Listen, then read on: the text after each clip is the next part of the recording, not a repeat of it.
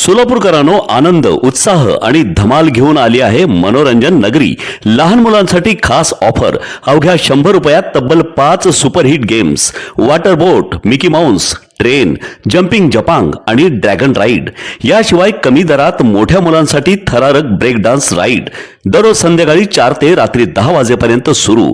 मग वाट कसली पाहताय? आजच या आणि धमाल मनोरंजनाचा मनसोक्त आनंद घ्या. मनोरंजन नगरी, होम मैदान, पासपोर्ट कार्यालयासमोर, सोलापूर. संपर्क 9096521330.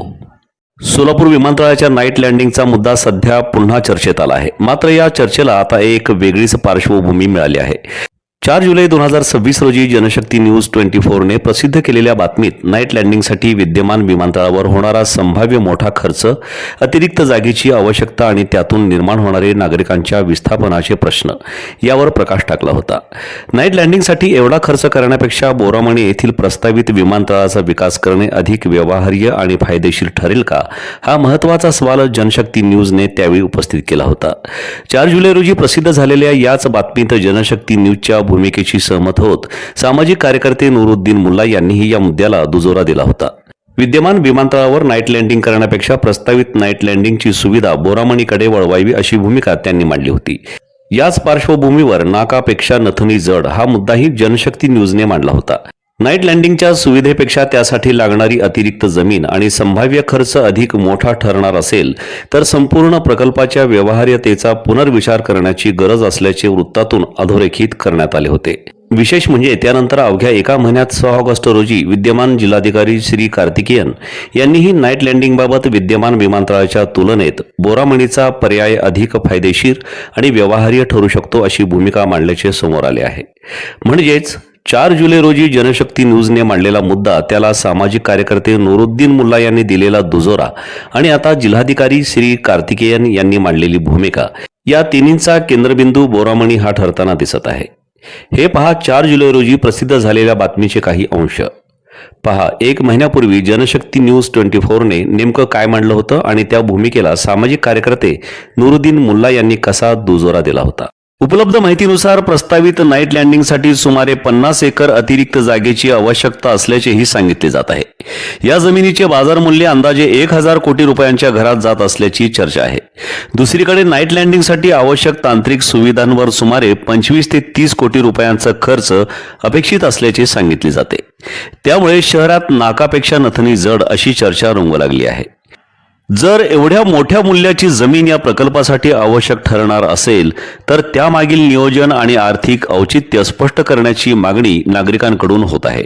काही नागरिकांचे मत आहे की 1000 कोटी रुपये खर्च करून चांगले रस्ते, सिटी बस सेवा, नवीन जलवाहिनी, ड्रेनेज व्यवस्था, उद्याने आणि इतर मूलभूत नागरी सुविधा अधिक सक्षम करता येतील. त्यामुळे विकासाचा प्राधान्यक्रम काय असावा यावर ही चर्चा सुरू झाली आहे.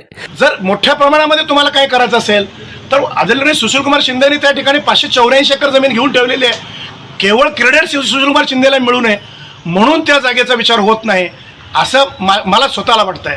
होऊ शकतं त्यांची इच्छाशक्ती काय, तर या दाट लोकवस्तीमध्ये राहणारा वर्ग हा गरीब आहे, कष्टकरी आहे, रिक्षा चालवणार आहे, मोलमजुरी करणारे लोक आहेत, गौंडी मिस्त्री आहेत, बिड्या करणारे कर्मचारी आहेत.